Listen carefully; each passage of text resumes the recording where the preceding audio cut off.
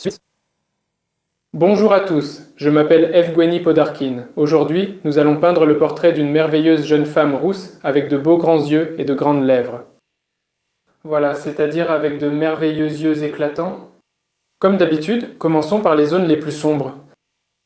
Le portrait sera peint sur une imprimature, c'est-à-dire que la toile sera préparée avec une teinte proche de la couleur principale. Ici, la couleur principale étant le roux, notre imprimature sera donc de cette teinte, afin que, s'il y a ensuite des zones non couvertes sur la toile, ce qui arrive très souvent lorsqu'on peint un portrait en une seule séance, il n'y ait pas de zone blanche visible, la toile est donc préparée en conséquence. Alors, commençons par les zones les plus sombres, les plus foncées. C'est l'ombre du cou. On travaille avec un gros pinceau. Un portrait avec de grands gestes. L'idée de ce portrait est d'obtenir un portrait vif avec de grands coups de pinceau bien prononcés pour qu'il ait un côté audacieux, pour qu'il ait un effet spectaculaire dans l'ensemble. Ici, il ne s'agit même pas de rendre ce portrait très ressemblant, mais plutôt de le rendre vif et éclatant.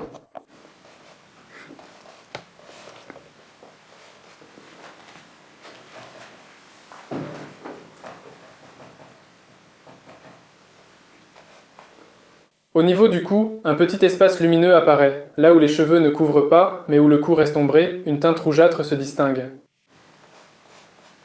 Une teinte bordeaux.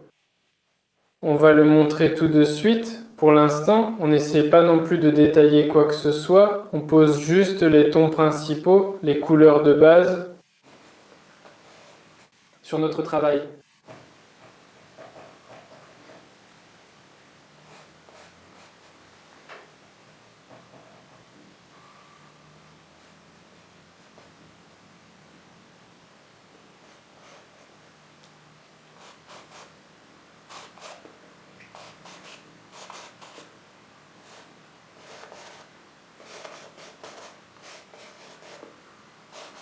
Il faut montrer la direction de nos mèches bouclées.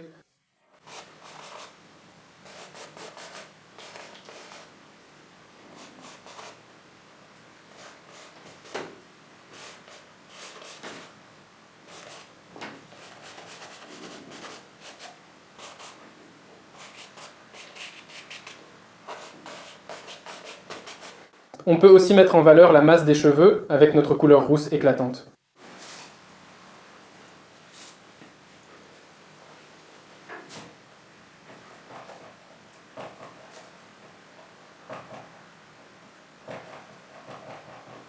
D'abord, montrons ces demi-teintes sur les cheveux. De cette couleur rouge-brun. Puis nous passerons à des couleurs orange vif.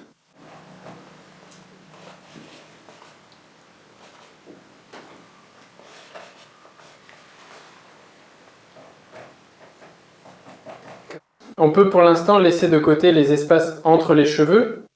L'essentiel, c'est de poser la masse principale des cheveux. C'est justement là où il y a les frontières entre les couleurs foncées et claires. Je ne les touche pas trop pour l'instant afin de ne pas salir le pinceau. Une fois que j'aurai posé les couleurs principales et vives, je commencerai à faire la transition du foncé vers le clair. On pourra même le faire sans pinceau, sans peinture.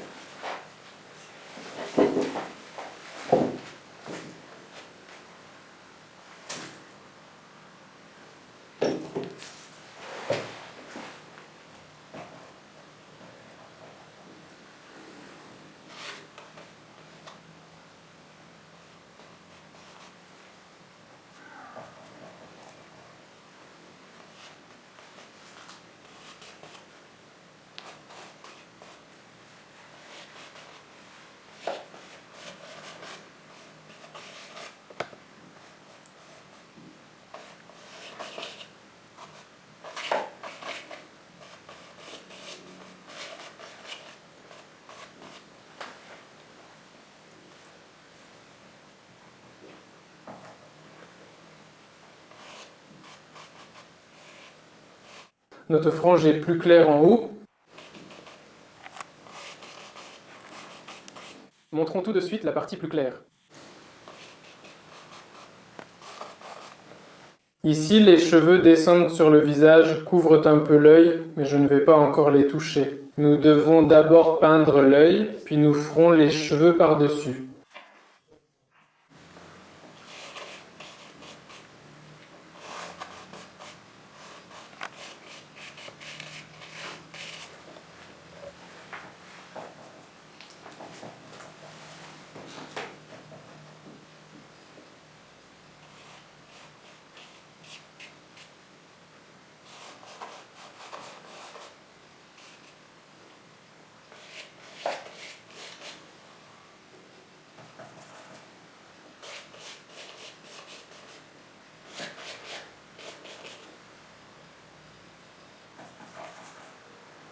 La sous-couche est généralement la première couche. Pour le portrait, je la fais en couche fine. Afin que nous ayons la possibilité d'appliquer encore de nombreuses couches et que la surface de la toile ne soit pas irrégulière, ce qui pourrait nuire à la ressemblance. Et maintenant, comme les couleurs ici sont assez nettes, évidentes, je pose déjà une couche de peinture assez épaisse. Pour que, s'il y a de la texture, cela ait l'air super.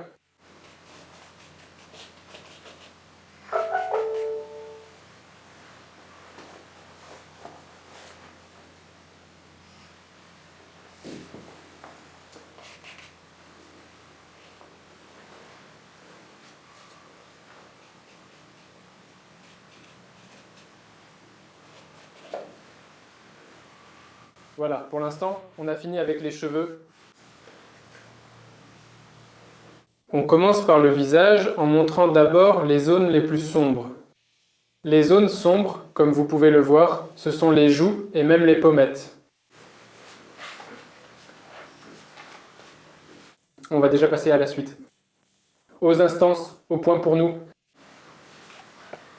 La suite. Ici aussi, il y a une teinte orangée, mais avec une touche de rouge écarlate, comme un blush.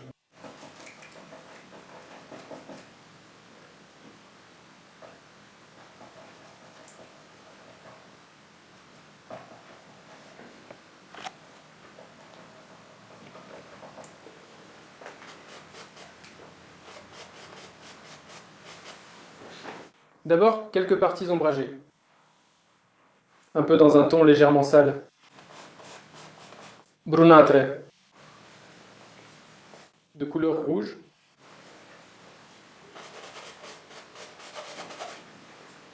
On peut aussi commencer à modeler un peu la forme tout de suite.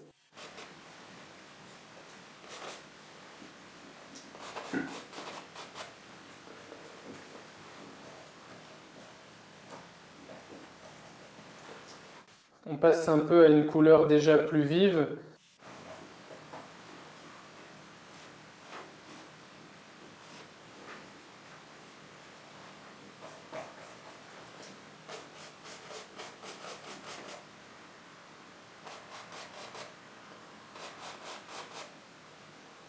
Pour l'instant, je travaille avec un gros pinceau. Il faut travailler avec un gros pinceau jusqu'à ce que vous ne puissiez vraiment plus l'utiliser pour détailler ou montrer une petite chose.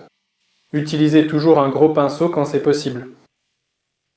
Cela vous fera gagner du temps et vous empêchera de vous attarder sur les détails.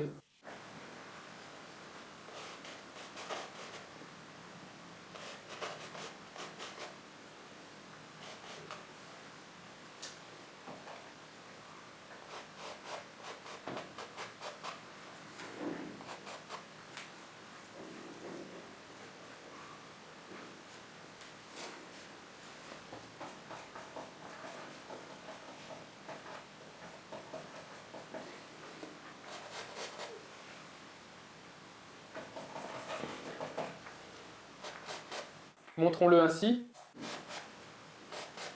Ce sont déjà des demi-teintes. Les ombres sur les ailes du nez. Suite.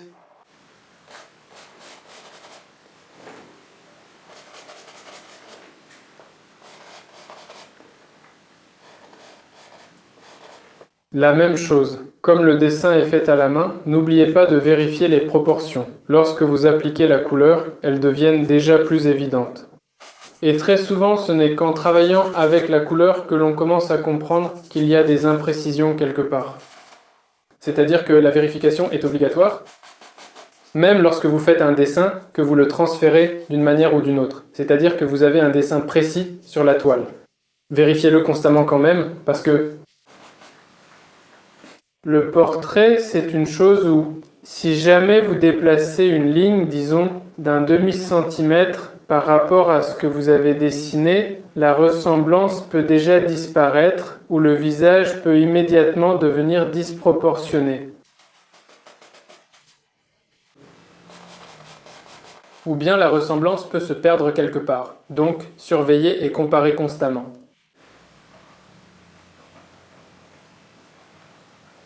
Les joues ici. Elles sont un peu rugueuses. Voilà ce qui est bien avec l'imprimature, c'est qu'ici on vient juste de commencer à dessiner le visage, mais comme il n'y a déjà plus de zone blanche, on voit clairement où prendre quelle teinte, quelle nuance utiliser. Et à certains endroits, là où notre orange restera, il sera approprié. Donc en principe, on pourra même ne pas le recouvrir du tout.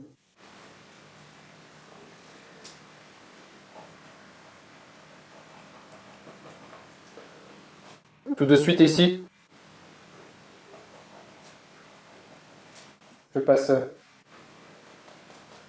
aux parties claires. Elles sont ici. De tels trous jaunes. Le passage de notre rose. Mince, c'est tellement jaune.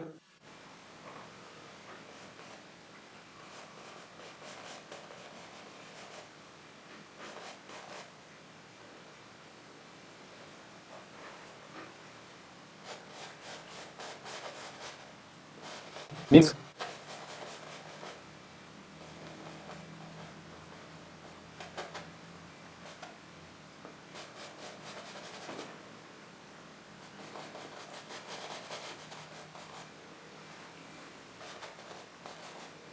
Là où on a des ombres qui partent du nez, il ne doit surtout pas y avoir de contour net sur le côté.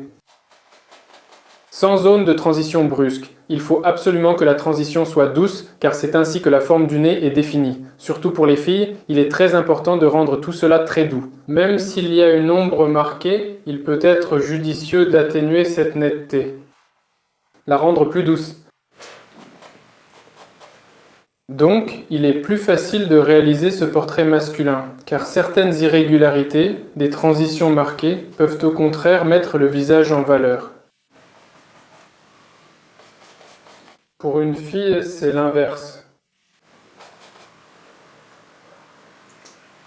N'oublions pas de comparer les demi-teintes que nous avons, c'est-à-dire quels endroits sont plus clairs, lesquels sont plus foncés. C'est-à-dire nous avons le menton, et sur la photo, on voit qu'il est même plus clair que le haut des joues. C'est-à-dire, il faut en tenir compte.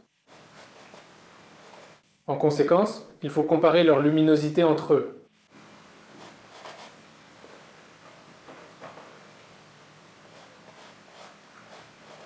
Le triangle au-dessus de la lèvre est également clair, près des lèvres. Ensuite, il y a une petite ombre.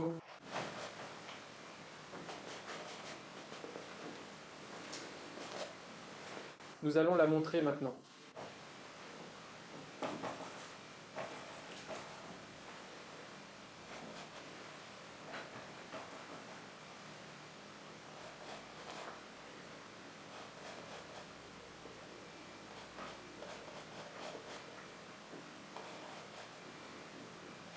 La petite zone sous le nez, la partie inférieure sera presque toujours dans l'ombre. Ici, elle est éclairée par un reflet venant des lèvres, ou plutôt du triangle nasolabial, car ces lèvres sont très saillantes.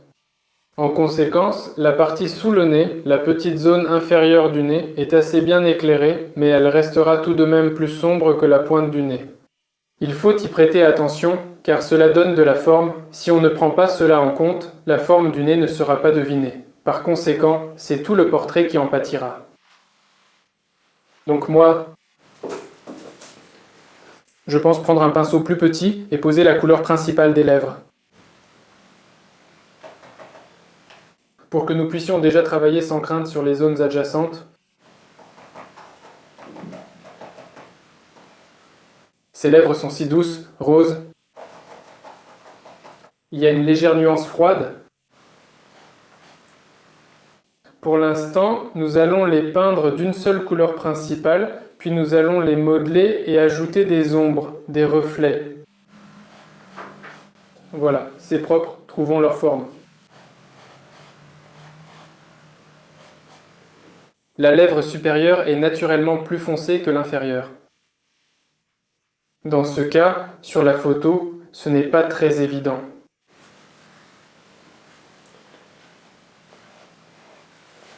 Mais il vaut mieux s'y tenir. Tout dépend bien sûr de l'éclairage, ça dépend de...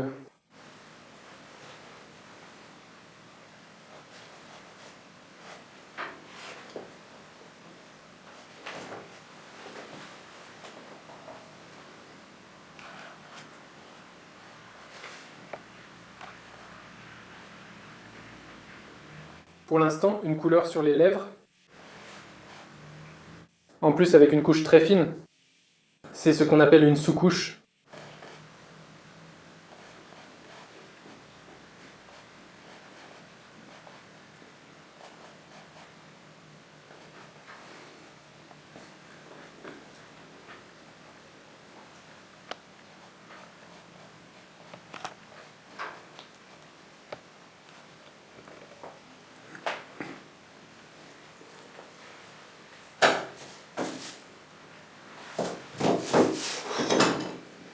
Entre les lèvres, j'utilise presque toujours une couleur bordeaux, mélangée pour la rendre encore plus foncée, soit avec de l'outremer, soit avec de la terre d'ombre.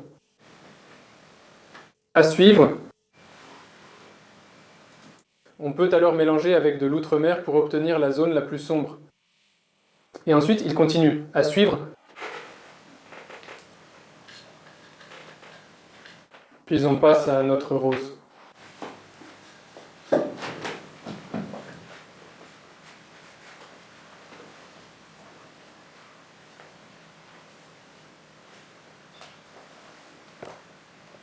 Au centre, nous avons la partie la plus sombre. Ensuite, il y a déjà...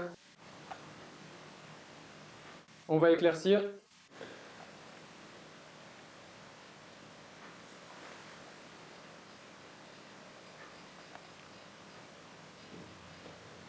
Faites attention à cette ligne, à sa forme, à ses courbes. Elles sont très importantes, car si vous faites les courbes un peu différemment, d'abord, l'expression du visage peut changer, et ensuite, la ressemblance aussi. Le visage sera moins réussi.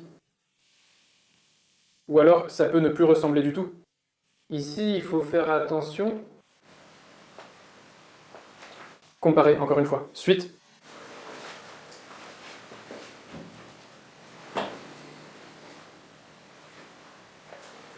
En ce moment, nos lèvres paraissent assez plates, car elles manquent de reflets et de demi-teinte. Pour ajouter immédiatement du volume, tout d'abord, nous allons assombrir légèrement la lèvre supérieure. Ensuite, ajoutons une ligne de reflet sur la lèvre supérieure.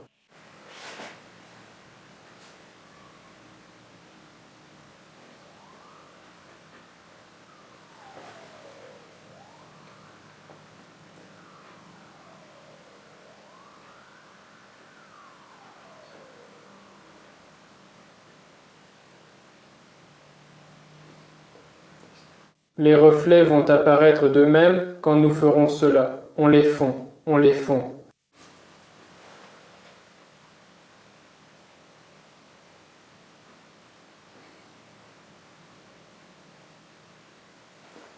Ça se mélange vraiment bien avec notre couleur. La peinture sur le pinceau. Cela crée des transitions douces. Tracer une ligne au-dessus de la lèvre de la femme. Montrer sa forme.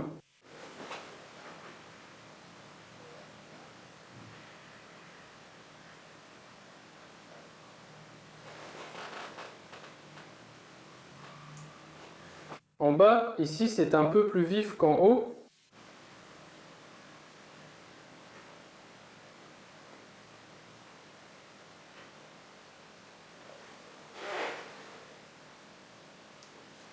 Je veux encore une fois dire qu'il est très important, lorsque vous faites un portrait d'après-photo, de choisir une photo de bonne qualité.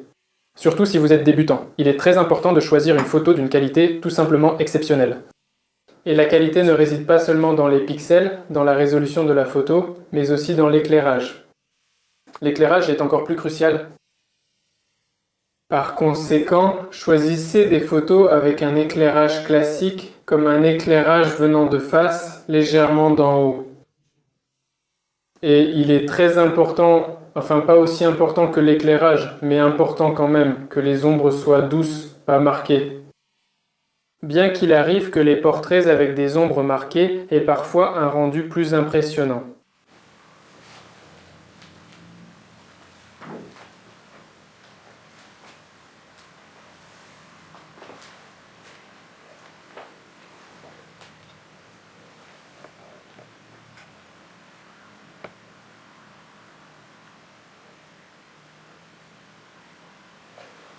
Pour que nos lèvres prennent vie, il faut vraiment observer de quel côté c'est plus sombre et de quel côté c'est plus clair. Ce sont ces demi-teintes qui révèlent la forme.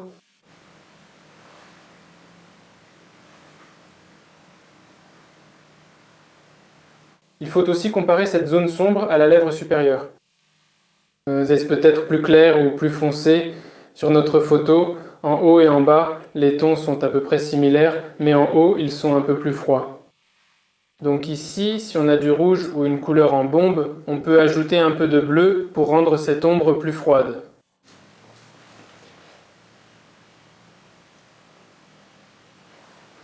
Bon, on peut attendre un peu avec les lèvres pour l'instant. Maintenant, on peut en principe faire le nez et les yeux. Je vais laisser comme ça pour l'instant.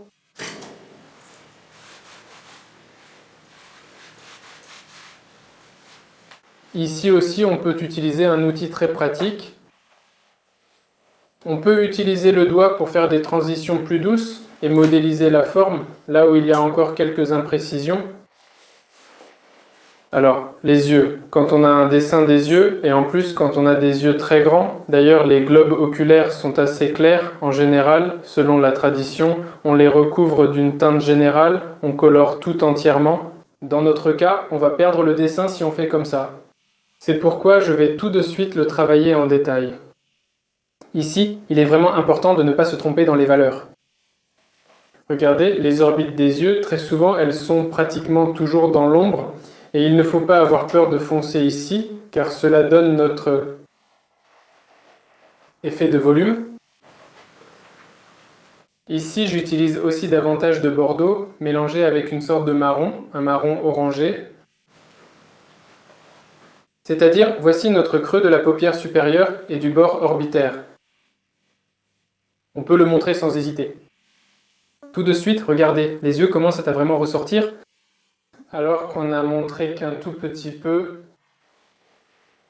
Sur cette photo, l'éclairage est assez inhabituel, car l'endroit qui est normalement le plus sombre, au-dessus de la paupière supérieure, est ici éclairé, c'est-à-dire par un reflet bleu, jaune-vert. Ainsi, pour transmettre cette atmosphère, nous devons naturellement faire de même. Et ici, l'endroit le plus sombre n'est pas au-dessus de la paupière supérieure, mais la paupière supérieure elle-même. C'est-à-dire que tous ces petits détails doivent absolument être remarqués pour un rendu correct du volume.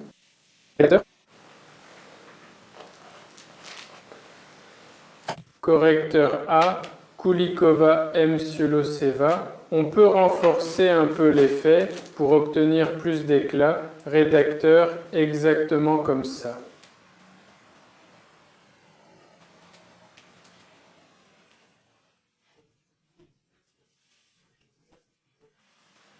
À suivre teinte jaune-vert. Claire. Et ça, c'est d'un seul côté. Dans une partie. D'un côté, c'est comme ça, de l'autre, une mèche de cheveux couvre déjà l'œil. C'est pourquoi ce n'est pas si évident.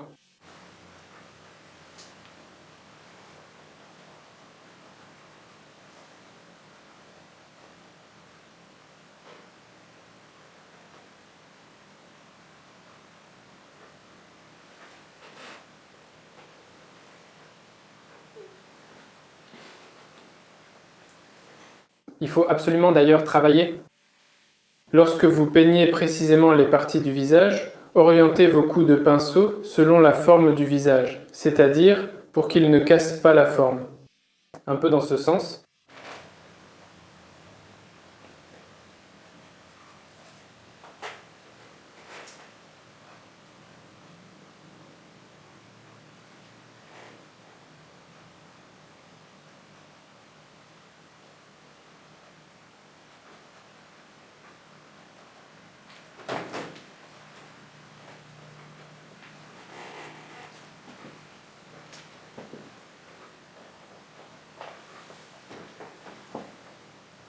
Ici, on fait cette partie un peu plus foncée,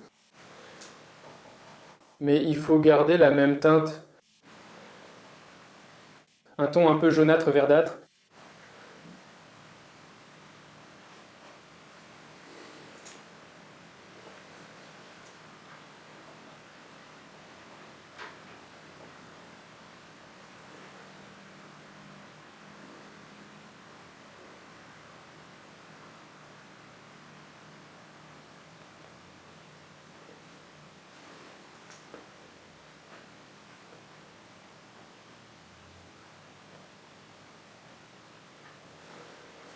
Passons maintenant au globe oculaire.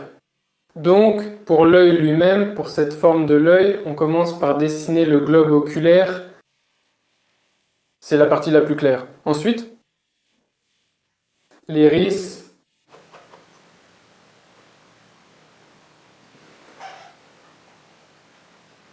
Remarquez, le globe oculaire n'est pas blanc, il a plein de nuances. Très souvent, il y a une teinte bleuâtre ici. Une légère teinte rousse transparaît aussi, surtout du côté des cheveux. Il faut absolument l'intégrer aussi là-bas.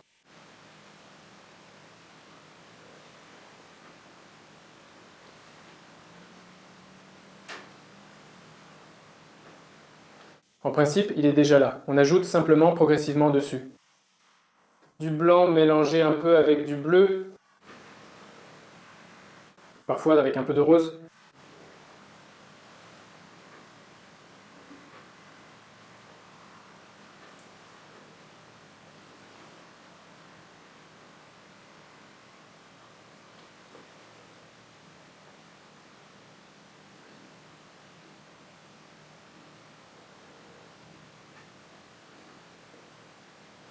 Remarquez, ce n'est pas blanc.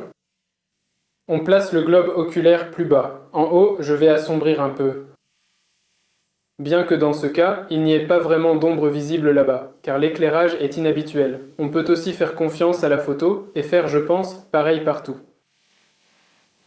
Seule la partie centrale, la plus claire du globe oculaire, est au milieu, et vers les bords, c'est déjà plus sombre. Alors, préparons tout de suite notre paupière inférieure.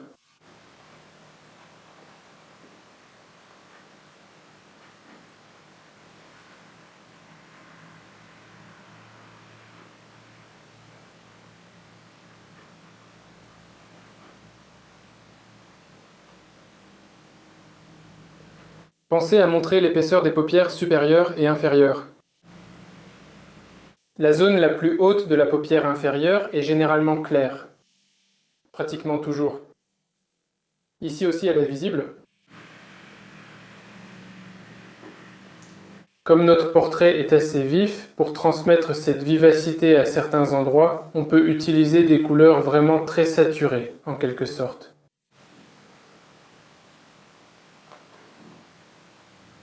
Le visage ne doit pas, en termes de contraste et de luminosité, surpasser les cheveux. Ainsi, tout le portrait aura un aspect très harmonieux.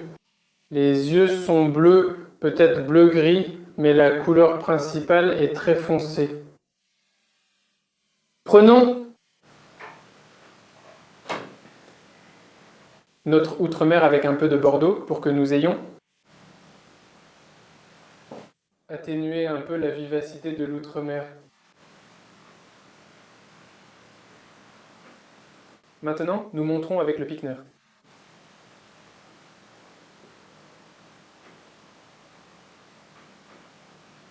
Notre joie est donnée par Malichkou.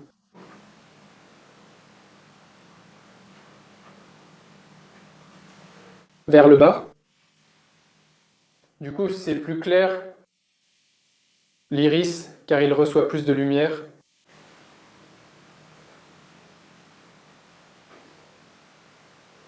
On peut même y distinguer quelque chose de verdâtre. Mais maintenant, notre outremer est déjà recouvert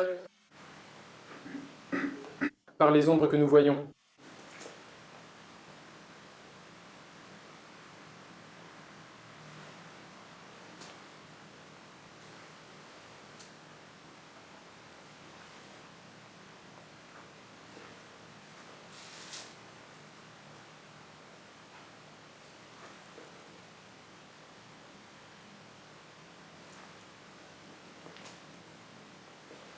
Maintenant que la forme est là, nous sommes déjà irréguliers maintenant.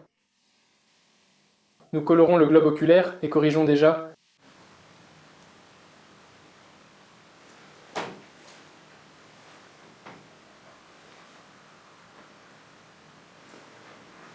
Le centre est très sombre. On peut mélanger bleu outremer et terre d'ombre pour obtenir une couleur presque noire. Je vous montre tout de suite, très souvent la pupille elle-même est aussi sombre que la partie supérieure de l'iris. Puis un dégradé descend vers le bas. Et surtout sur les bords, notre iris est plus sombre, ce qui montre sa rondeur, son aspect sphérique.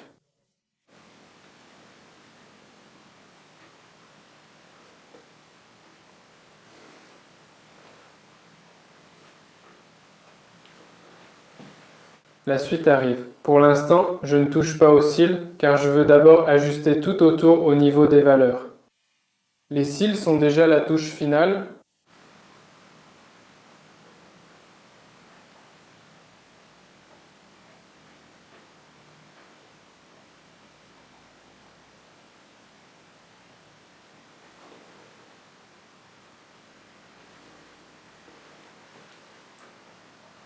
Donc vous finissez les yeux. Si vous avez la pupille, ou plutôt l'iris, sera à moitié couverte par la paupière supérieure, par exemple.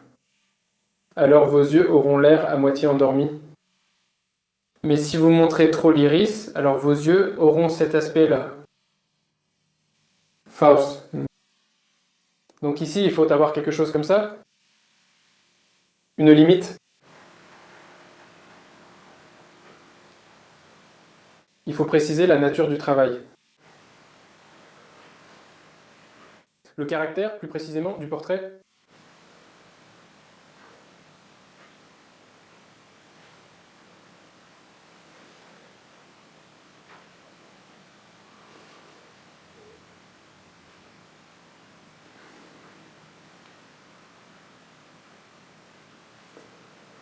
C'est ça.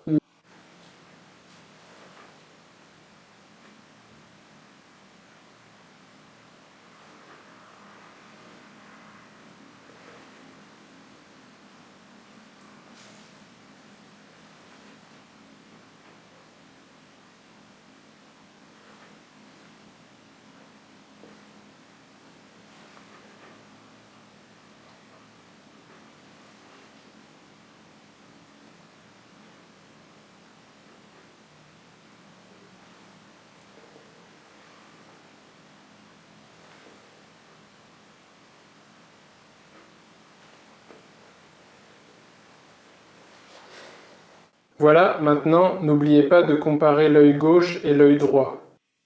Et ensuite, ajustez-les en fonction de leur forme, l'un par rapport à l'autre.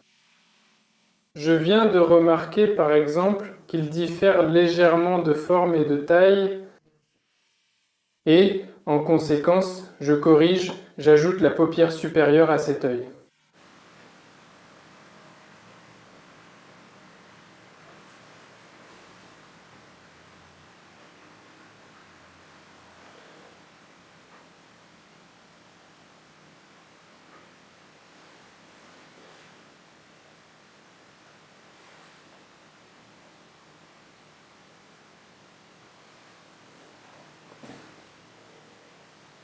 Comme ça.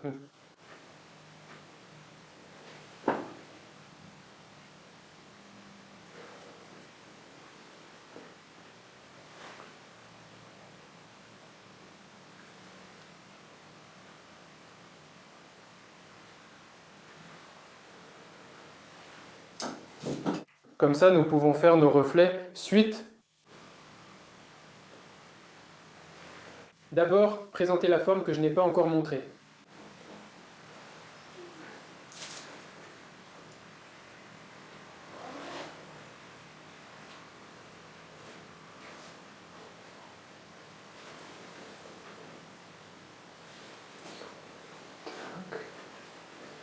N'oubliez pas de comparer la taille de l'iris. Bienvenue. Pour qu'elle soit de la même taille.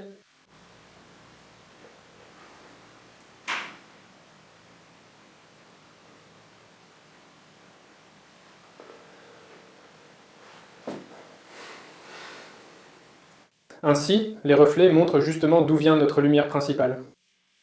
En conséquence, ici, elle vient d'en bas.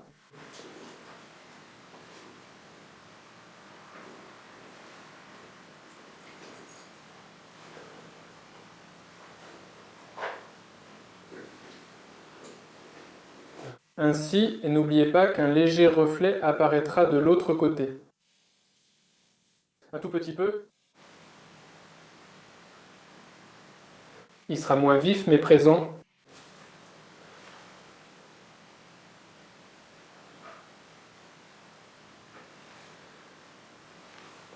Cela montre justement notre transparence. La transparence de notre œil. Les yeux, c'est-à-dire les iris. Donc la seule chose, un tout petit peu. Nastia, c'est tout?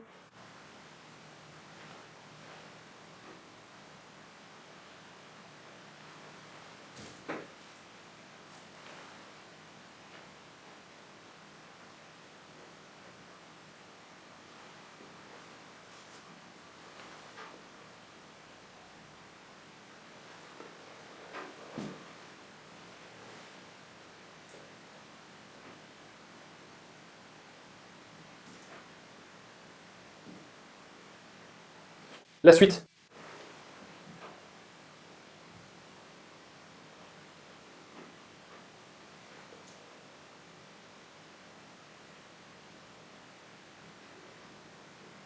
Ajoutons encore un peu de contraste.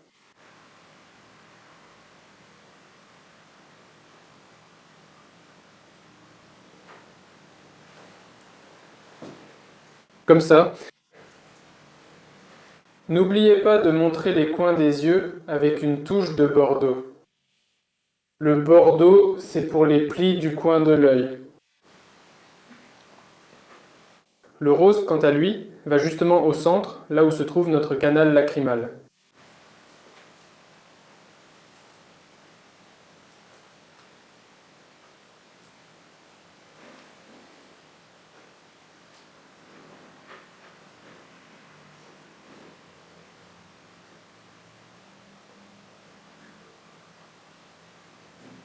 La suite au prochain épisode. La suite au prochain épisode.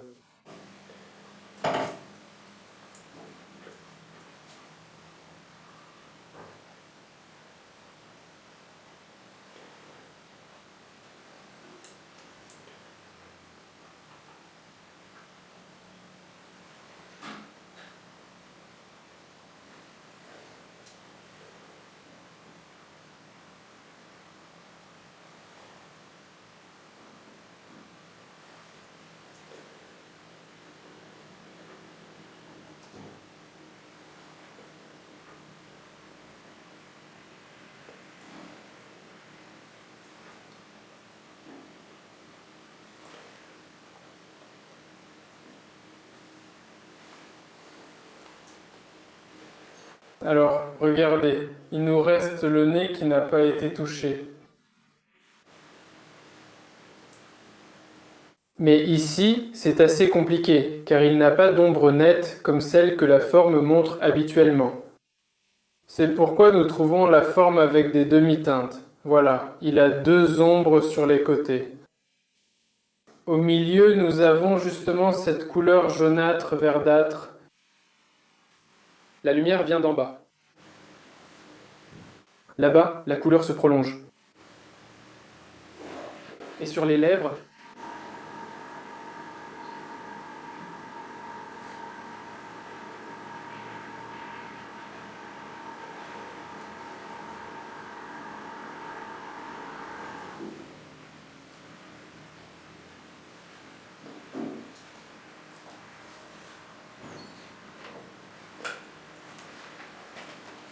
Bien, continuons. Nous faisons nos narines avec ce bordeaux.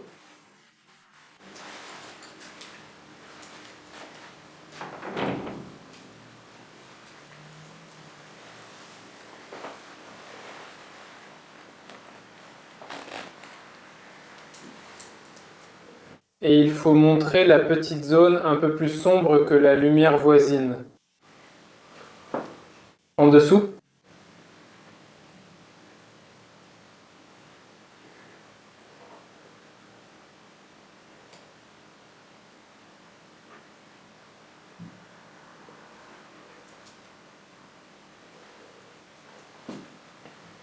Ici, c'est le nez. À certains endroits, il a une sorte de demi-teinte et à d'autres, la lumière est tout au bord.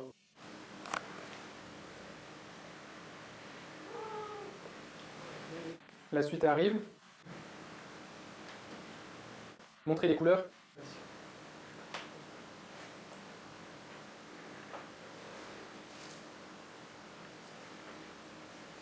Sur le bord, la lumière est légèrement rosée.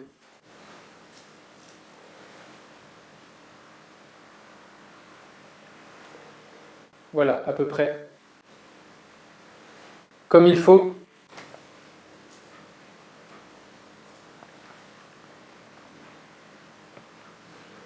N'oubliez pas non plus de comparer l'épaisseur du nez avec la taille générale du visage. Pour mieux comparer, il vaut mieux se déplacer et regarder de côté. Quand vous examinez le travail de près, on ne peut pas bien juger des proportions. Elles sont bonnes ou non.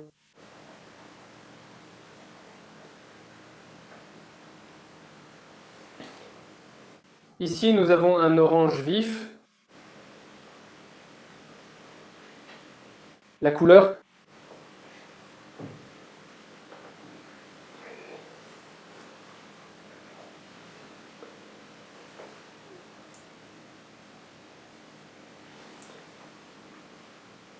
c'est-à-dire un petit reflet des cheveux. Et du côté droit,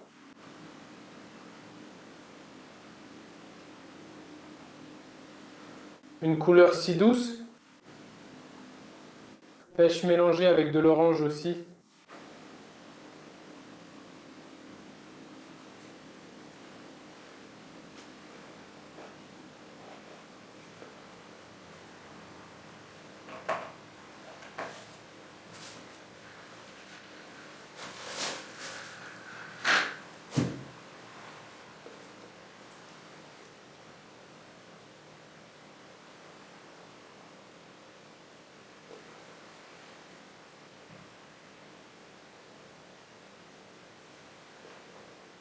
Il y a beaucoup de rose.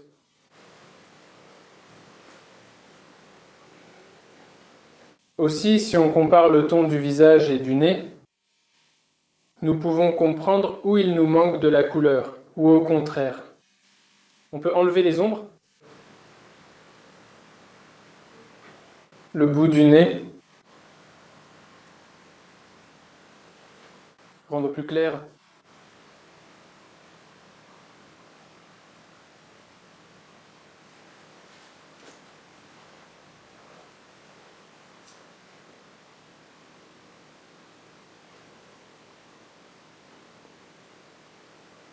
C'est-à-dire qu'ici, au niveau du ton, nous avons déjà...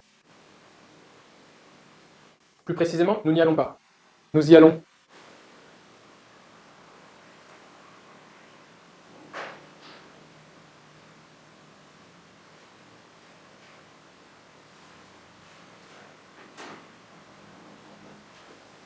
Là-bas, où il reste des zones oranges, et nous ne les avons pas touchées. Elles sont déjà presque invisibles, on voit à peine la différence. Donc c'est super, ça nous a beaucoup aidé.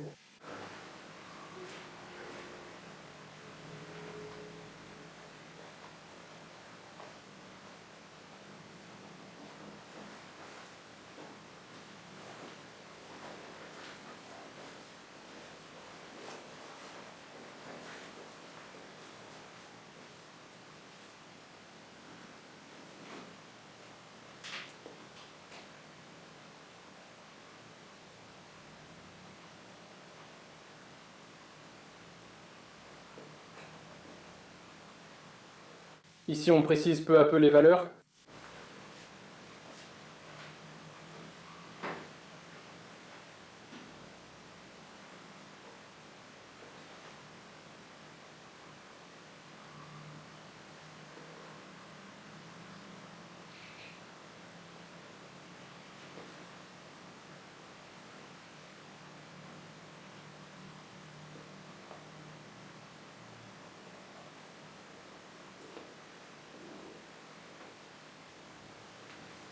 Dans l'ensemble, le travail commence déjà à avoir de l'allure. Ça rend plus ou moins bien. Ici, on est vraiment dans la phase de précision, comme pour un portrait à la prima. En principe, cela peut suffire. Ici, chacun a déjà ses propres critères pour juger que c'est suffisant. Souvent, on obtient un portrait avec de grands coups de pinceau comme ça. Ça a plus d'effet que si on essayait de le rendre plus ressemblant. Plus de ces coups de pinceau flous et réguliers. Mais après, il peut déjà perdre son effet.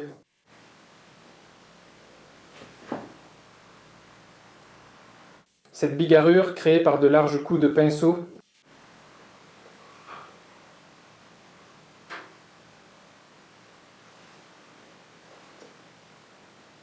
Maintenant, je m'en débarrasse. De l'endroit où l'on voit le crayon.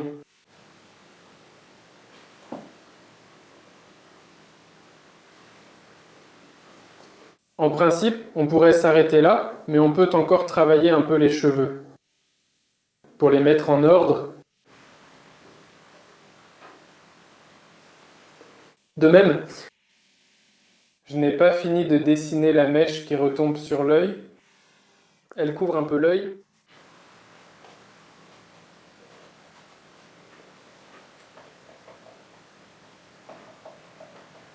On peut aussi ajouter un peu d'ombre par endroit.